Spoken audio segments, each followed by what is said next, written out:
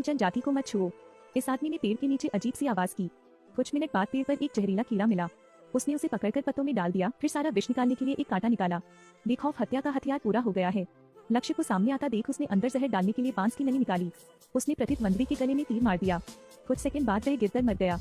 यह आदमी आदिम जनजाति से आया था, जिसके कबीले की दर्दनाक मौत हो गई थी। क्योंकि जनजाति का बदला लेने के लिए मोरक्को नेता को मार डालता है। पहला निशाना नेता होता है। मोरक्को ने लोहे के तीर को दीवार में फंसा दिया, उस आदमी को बाहर निकाला और उसे वापस दीवार पर टिका दिया। मोरक्को पितृसत्ता को मारता है। वह चाहता है कि वह खून के बदले खून का भुगतान करे। उन्होंने शरीर पर जनजाति के प्रतीक चिन्ह को भी अंकित किया, लेकिन इस चिन्ह ने पूरे गोत्र को खतरे में डाल दिया।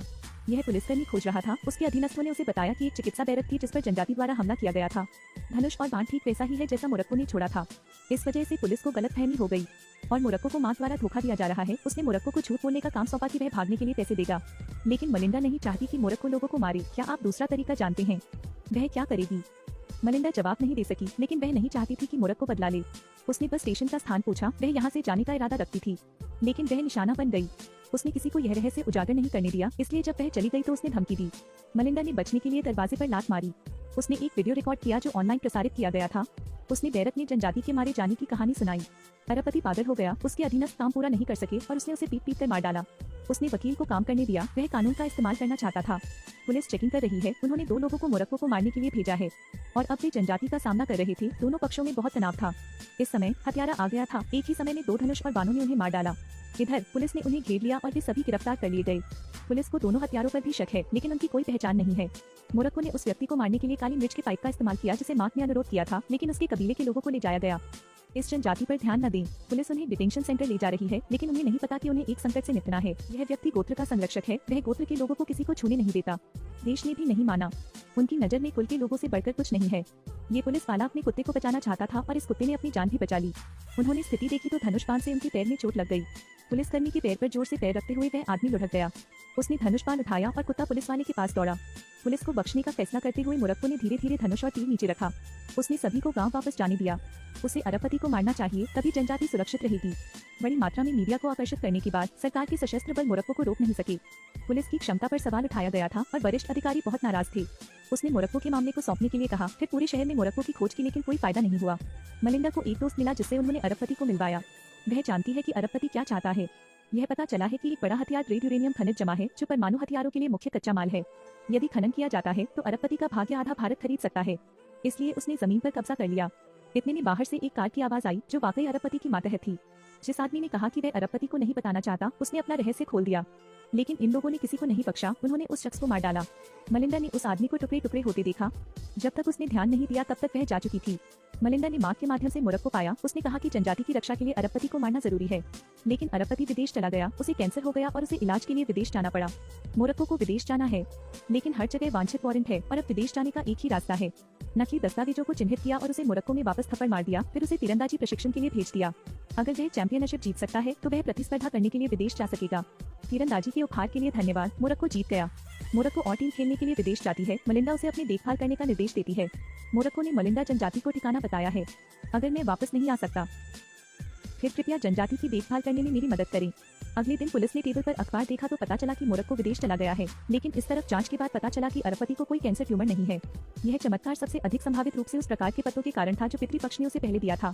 100 साल में एक बार आने वाला तीरंदाज है ये शख्स। हर शॉट दिल को छूता है। अब उनके मन में यह अरबपति है। इस अरबपति ने अपनी जमीन लेने की चाहत में अपने पूरे कबीले का कत्ल कर दिया, क्योंकि बाकी की रक्षा के लिए आपको अरबपति को मारने की जरूरत है। उन्होंने हवा को महसूस किया, फिर धनुष छोड़ा, लेकिन दुर्भाग्य से चूक गए। सुरक्षा अरबपति को अंदर ले आई, लेकिन मोरक्को हाथ से चूक गया। मुख्य समस्या धनुष में है। इस धनुष को उठाने के बाद से मोरक्को मार्क से कहता है कि वह नहीं जानता कि इस धनुष का उपयोग कैसे करना है। मैं सिर्फ पुरानी धनुष का उपयोग करने का आदी हूँ। और अब मार्क के पास एक नया मर्डर मिशन भी है। बॉस अब ज्यादा समय नहीं देते हैं। उन्होंने घोषणा करने के अवसर की प्रतीक्षा में मोरक्को को दिन रात अभ्यास कराया। मोरक्को इस धनुष का उपयोग नहीं कर सकता। 2 दिनों से अभ्यास कर रहा है और अभी भी कोई प्रगति नहीं हुई है। भले ही मार्क ने खुशी मनाई हो, यह काम नहीं करेगा। यहाँ अरबपति मौज मस्ती कर रहा है। वह पहले से कहीं ज्यादा खुश है। उन पतों की बदौलत उनका कैंसर ठीक हो गया। उन्होंने अपनी पत्नी को सूचित करने के लिए फोन किया। उसे तेल देवता तैयार करने के लिए कहना। वह 2 दिन में वापस आ जाएगी। माँ को एक सूचना मिली। उन्हें खबर मिली कि अरबपति लगभग 15 मिनट छत पर जाएगा। मोरक्को को 15 मिनट में उससे निपटने की जरूरत है, लेकिन मोरक्को अभी भी अच्छी तरह से तैयार नहीं था। महत्वपूर्ण क्षण में वह चूक गया। अरबपति लौटता है। उस जगह पर कड़ा पहरा रहता है। हत्यारे अंदर नहीं जा पाएंगे, लेकिन अभी भी कोई विमान नहीं है। वह केवल ट्रेन ले सकता है और यह मोरक्को के लिए आखिरी मौका है। कड़ी सुरक्षा के तहत अरबपति आता है। उनके पहुंचने से पहले ही सुरक्षा दल ने घटनास्थल को घेर लिया। सभी सुविधाजनक स्थान घिरे हुए हैं। प्रत्येक अतिथि को ध्यान से जांच करनी चाहिए। पूरे कैबिन को अच्छी तरह से लपेटा गया है। मार्क चुपचाप सब कुछ देख रहा था और मोरक्को भी इसमें जहाज पर सवार हो गया था। मार्क दूसरी जगह गया। ट्रेन के जाने के बाद इंतजार किया। उसने मोरक्को को फोन किया और खाली डिब्बे में जाने को कहा। मोरक्को धनुष और तीर निकालता है, लेकिन जब वह तैयार हो रहा था तो एक कर्मचारी ने कुछ असामान्य देखा। गार्ड भाग गया। मार्क ने फिर इशारा किया। तस्वीर में उन्होंने 4 उंगलियां उठाई। अरबपति कंपार्टमेंट नंबर 4 में है। मोरक्को ने कांच का दरवाजा तोड़ा। इस तरफ गार्ड भी खाली डिब्बे को खोलने में कामयाब रहा, लेकिन अंदर एक भी व्यक्ति नहीं था। अब जब 2 जहाज एक दूसरे को काटते हैं तो पता चलता है कि मोरक्को हमेशा दूसरी तरफ है। उसका मौका केवल इन कुछ सेकंड में था।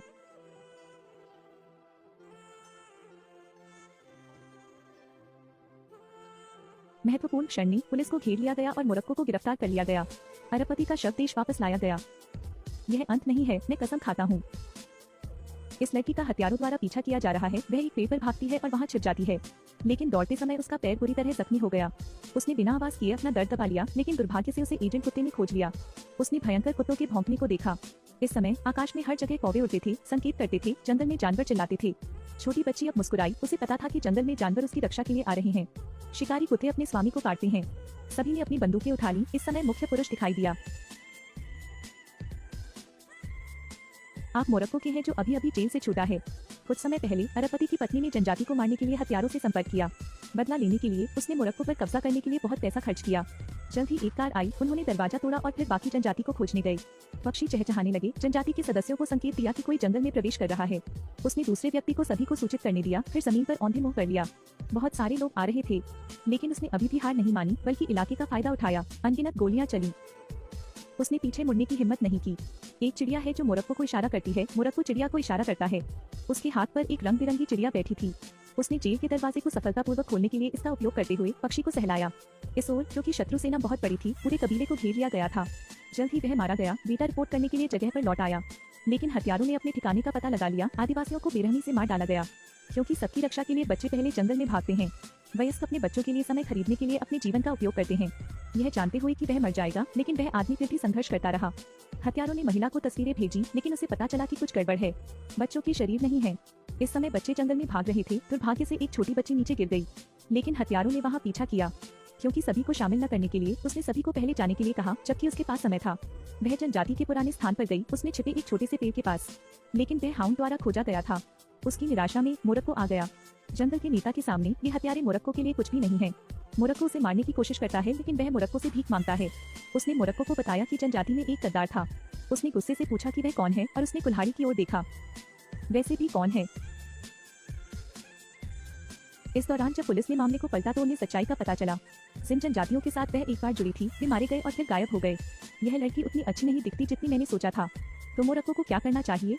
आज ही यहाँ आ जाओ। आप सभी का धन्यवाद। अलविदा।